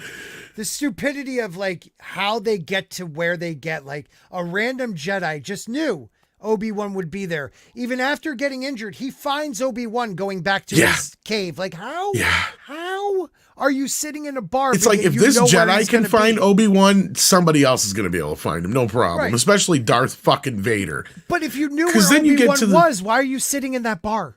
Exactly. And not only that, it's like, if you've gotten to this point where he's been around for 10 years and we see, as we all pointed out, you have the little, news clips and you can see Obi-Wan's face, he's wanted and all this other shit. How does he not know who the fuck Darth Vader is? I know. How the fuck does he not know Anakin Skywalker's still alive? Motherfucker's been butchering fucking Jedi for years. And and on top of that, how the fuck does she even know that Anakin Skywalker's Darth Vader? And there's even this whole connection between everything. She knows too much shit. So I'm sure they'll reveal, because here's the other thing. She is overpowered as fuck. Right. So they're going to reveal that Vader's like trained her at some point or something, but probably. She had to be a youngling. I believe that's what they've done, is they've shown a picture of a young black girl surviving Order 66. Yeah. So. Well, she was one of those girls in the beginning, or one of the kids in the beginning. Yeah. Right. What kills me is that, the first 4 minutes and 10 seconds is a replay of, Kenobi. It's a replay of everything that Kenobi's been through in the prequels. So like, there they go. They get you in on that. Yeah. Like, oh my God, I love that part of the movie. I love, Obi-Wan. Oh, I can't wait to watch this. And then they go into this horse shit where it's all speculation. It works out though. It works out for Reva. Well, and that's where I said there was one easy way to fix it. You kidnap the kid But instead of asking for ransom, you just simply say, nobody comes for the kid but Obi-Wan Kenobi, and anybody else comes for this kid, she dies. Yeah. That's it. That's simple. That's simple. Simple fix. Because then all of a sudden, you got Jiminy Smits going, Obi-Wan, I need your help. You're my only hope. And he's like, I can't help you. I can't leave this planet now. Right. And he's like, they told me you're the only one. If anybody else goes for Leia, she dies. She dies. Anakin's daughter, Padme's daughter, dies if you do not go. That would have fixed the whole thing right there. Fixed it right there. But they don't think, man. Well, then again, it wouldn't really fix it, because the fact that Obi-Wan Kenobi meets Leia when they're kid, that totally just wrecks everything. Well, so anybody who's trying to say, "Oh, there's room for interpretation here," and they're bullshit. They do too. Because goddamn, I guarantee you, Leia's gonna figure out who the fuck he is by the end of this show. So then, why, when she sent for him in New Hope, did she say, "You helped my father during the Clone Wars"? No, it should have been, "You assisted me when I was younger. I need you now again," or something like that. "You were my hero before," something like that. So none of that fits. Well, I love even if they're trying to make it to where she knows him as Ben. Which is fucking stupid. And then the second one is they try to make it the very end where she goes, "You're my only hope," meaning that's the only reason, because he saved her as a young girl, that she knows he's the only hope. Like, what? She wouldn't know. That's the whole stupid thing. What? And she would be more direct in that message if that was the case. I don't get it, man. I don't get it. And it is. Tina, what did you think about it? Because I know, you're like my one ray of sunshine with any of these shows, where you get me to look at parts that I didn't think about, and I appreciate that. But even you disliked it, right? When I first saw the Camille Nanjiani, if I pronounce his name right, I was like, oh no. Yep. Oh no. Oh, the fake Jedi guy. Yes, yeah. But then I did kind of like that. All the scenes he was in, I thought he portrayed the character well. I thought it kind of made sense. I mean, if Tatooine is so far out that the Empire has no presence on the planet, well, it's a great way to pretend to be a Jedi, because nobody knows what a Jedi is like. Right. But they're hunting Jedi. That's the crazy thing. I know. Why would you pretend to be a Jedi when they're hunting them? Not only that, he's being way too flashy, so the Inquisitors would have come after him already. Yeah. True. Very true. Now, did you guys feel it was woke? Okay. No, I agree with Hacker. It wasn't so much woke. The only woke stuff is in Reva's character. Right. And that is, you have a black woman being kept down by the whitest of white men in the universe. Right. And he literally is telling her, I'm going to take credit for your work. Enough. Yeah, you're not good enough. I'm going to take credit for your work. All the things that we hear women claim that men do, right? Yes. So she flat out fucking kills him. Now, we've already pretty much have died, though. He can't die. That's He's the thing, Rebels. is there's this whole thing that people have been telling me. But on top of that, even if she did, the point is you have this character now who's supposed to be redeemed by the end. If you know anything about the leaks, how this show ends. Yes. Right? So let's be real. This show is not the Obi-Wan show. It's the fucking Reva show. It is. It started out with her. She was the first character we see. That's what I said. She's that one of the little kids in the beginning of the show. She's going to have forgotten all this time that she was part of the Jedi Academy. She's going to have a flashback. She's going to remember it all. She's going to become re-loyal to the Jedi by the end of the movie. Yank. Right. Like, who fucking cares? Like, they've already set her up. I guarantee, here's the problem. They've broke so many fucking rules. Because if she was a good person, she would die by the end of the story, and she's gonna die, probably, from what we've heard in the leaks, but not in a way that she is supposed to be the villain, not the hero. Yes. Right? That's the problem. They're gonna set her up to be the hero. That's my problem here. And you have her doing all this horrible, stupid shit throughout the entire show. And what kills me is, why with female characters do we always like Wanda, like Reva? That's a great example. It's just like Scarlet Witch. Yeah. Yeah. Why do I need sympathy? Like, there is a deleted scene at the beginning of, and I'm not going to lie, I am the biggest hypocrite when it comes to certain YouTube channels. I love New Rockstar, and they are the exact opposite of me. But I love how their takes on stuff.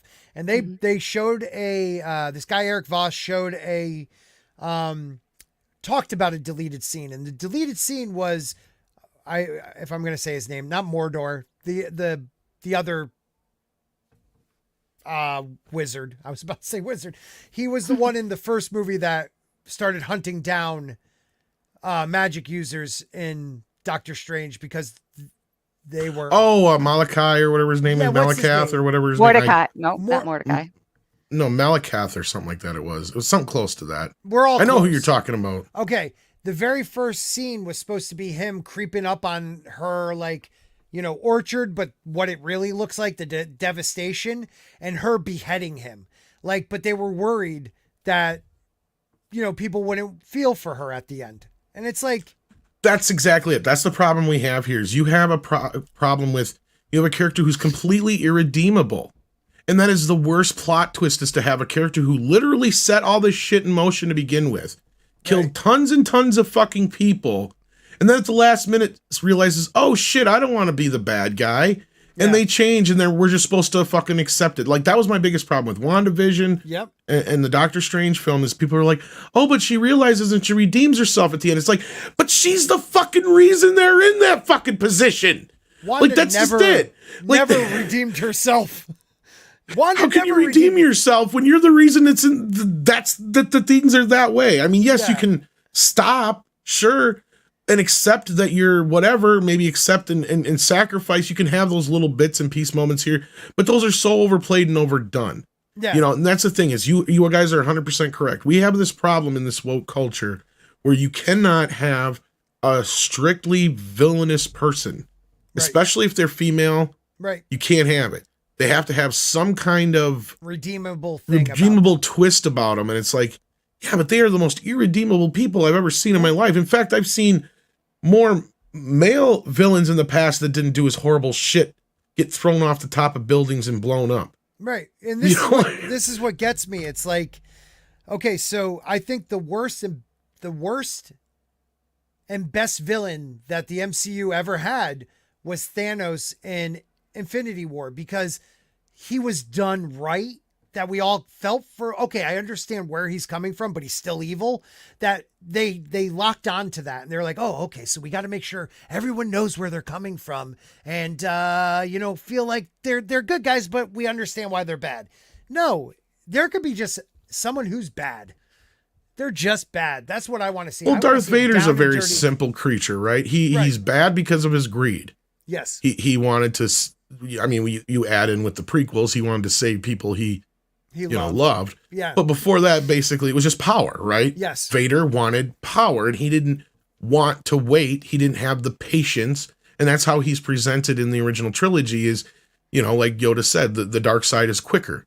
Yes. It's not more powerful; it's just quicker. So Vader took the easy path instead of taking, the path less, traveled, or whatever you want to call it. Right. And if you go back to Thanos, I mean, the whole reason why he was taking out half the planet was because his planet was destroyed due to overpopulation, he feels. Right. So he sort of has that redeemable quality that he's which doing it almost all for makes a good him reason. a woke bad guy, but yeah, like he exactly. has, but he at least still has that misunderstanding quality of, like, even though he's presented with this idea, it's like, and it doesn't even really make sense if you stop and think about it, because it's just not the way things work, but no, he's just so convicted in this idea that no matter what, at the expense of his daughter's life, yes, he is going to make this happen. That's what makes him the bad guy. Not so much, the fact that he's willing to do this horrible thing, because, the horrible thing, he thinks he's doing that for the right reasons. Right. It's the moment where he decides he's going to sacrifice his daughter. Yes. And nothing is going to get in the way of that. That's when he becomes a villain, right? Like, that's kind of the big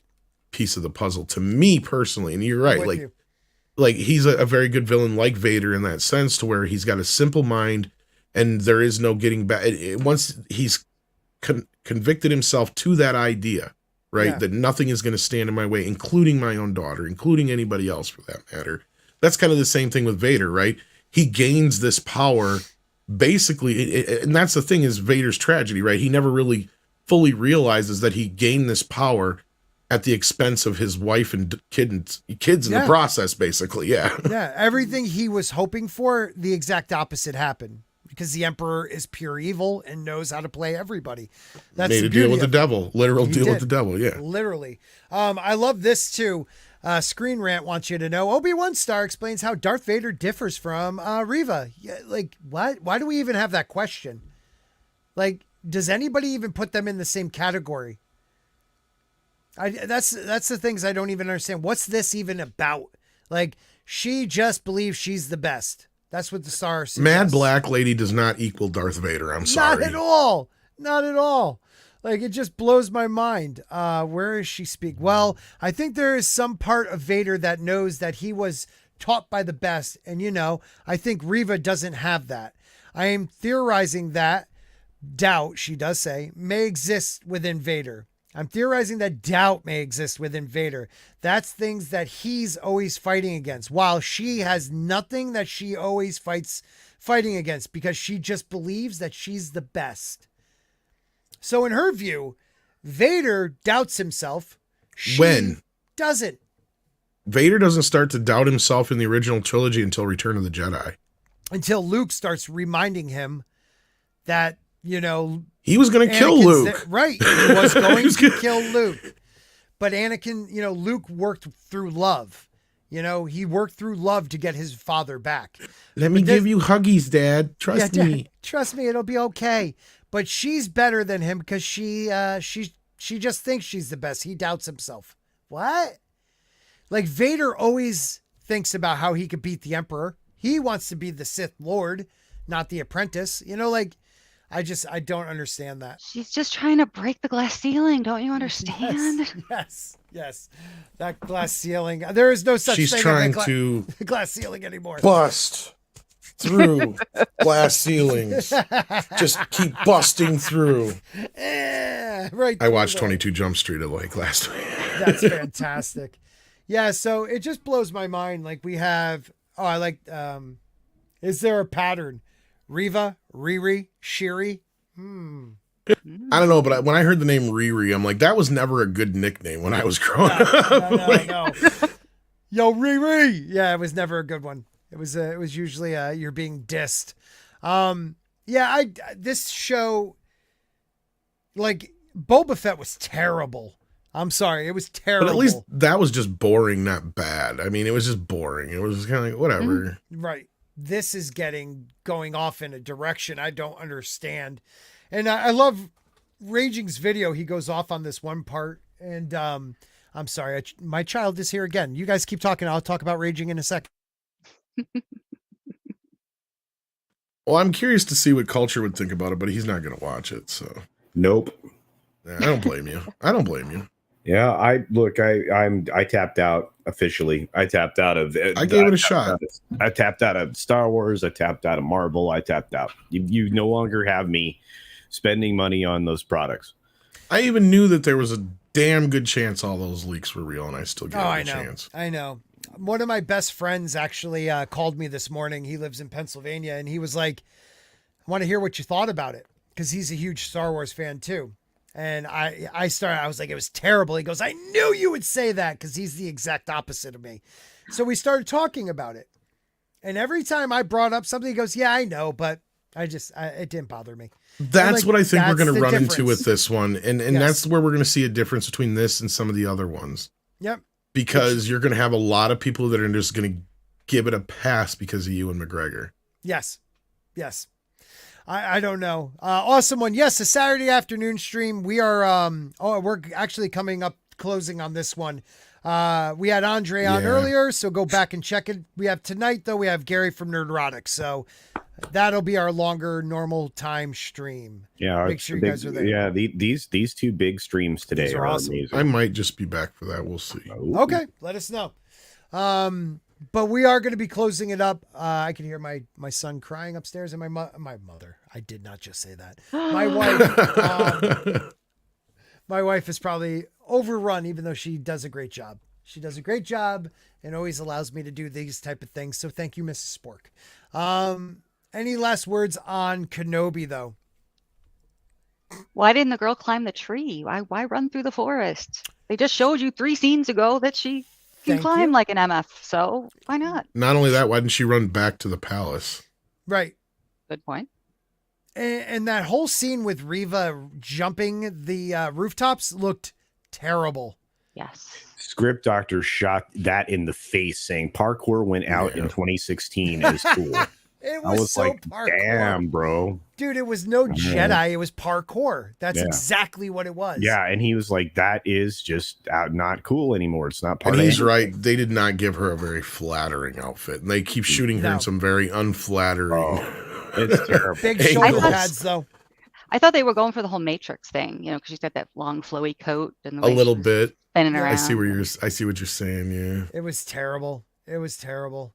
All right, guys, we're gonna close this one up, but make sure you're tonight. 8:30 But what's the PM deal with Eastern. stretchy pants instead of leather or something like that? Okay, Like, wait that a minute. makes Let's no get back to sense. that. Why?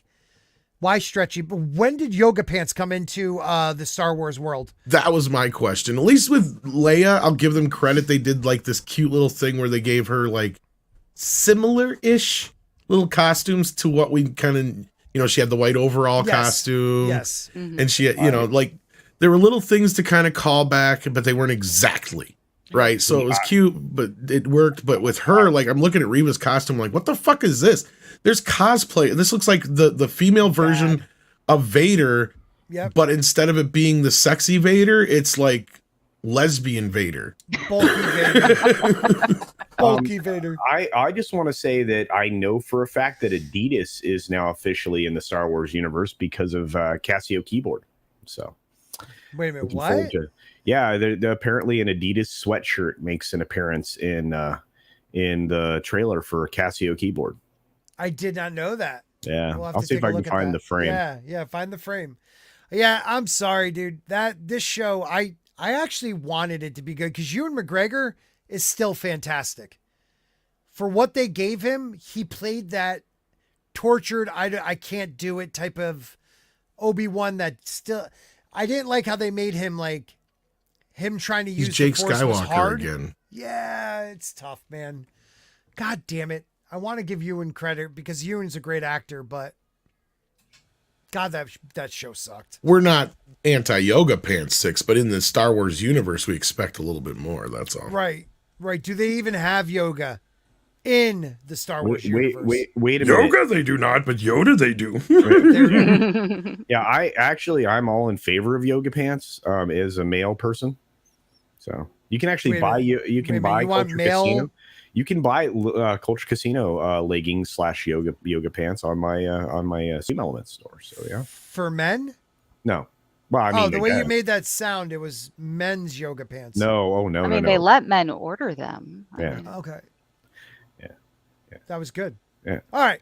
Let's call it a night. Some people wear them at theme parks. Yes, they do. Are Tina we was good at- assuming people's genders? I'm just. I was so afraid to wear the wrong thing at the park when I ran into Jay. I was just terrified. Like, okay, do I look good enough Aw, for geeks and Jay. gamers?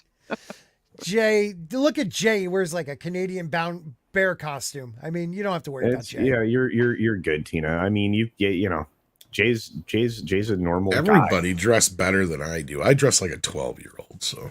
I do too, dude. You I eat got. like a 12-year-old too, dude. You were eating Twizzlers last night. Good lord. I do eat like a love 12-year-old. Twizzlers. I love Twizzlers, dude. I'm like I an have one eternal package of Peeps 12-year-old. left. Peeps I never was a big fan of. Twizzlers, I that's one of those things I'll break any diet for. Well, they make mouths happy. They really do. They really do. And you can bite off the top and bottom and make it a straw. That's how This it is makes it. true. Or a whistle. Actually, whistle. Actually, Twizzlers aren't as bad for you as most candy, though. No, I don't think so either. We support Twizzlers here on We the, support all dump. diverse candies. all diverse candies. And we want you to put them in your mouth. And suck them. Suck them good. Like really good. You know, because that's what it's all about. So, hey everybody, welcome to this dump. What a gay name. It wishes it was gay, actually. Like some candies. Skittles. Ooh, Skittles. It's a rainbow in my mouth. All right, everybody. Yeah. You're Yeah. quite proud. Yes, I'm quite proud. Tina, thank you for being on. We'll have you on again. Thank you so much. Culture, as I think this is always. the first time we've ever been on a stream together, isn't it, Tina? Same with me. The first time I've ever been live on YouTube. Oh, Awesome. Nice to finally get to talk to you. Yes. Yes, it was wonderful. one of the. Ever I saw your face. Well, we'll have to worry about the face thing another time. Yeah. Come on. See, now he's serenading you. Yeah, I mean, I you gotta go for it. know. But you did great. You did great, and we'll have you on again. Wonderful. Thank you so much. Oh, anytime. Culture, Tom. It's always a pleasure with you guys. Well, thank you. It's like a man meat sat. It's because I love to give oral pleasure. Oh, that's so sweet of you. It is what we need more of in the world. You are an orator. Yes. To everybody else, thank you for being here. We'll see you tonight on The Dump, 8:30 p.m. Eastern with Gary from Nerdotic. Have a good with night, more- everybody. More cunning linguists later. Much Okay. more oral pleasure. A lot Wow, of it. that's a word.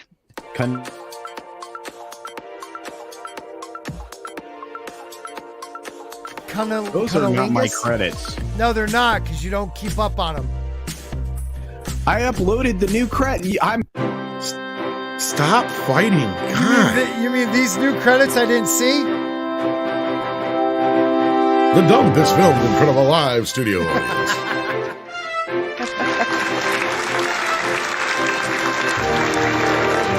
Promotional consideration brought to you by Peeps, Twizzlers, and Little Caesars. You gotta always have Little Caesars. Good morning, everybody. Have a beautiful day,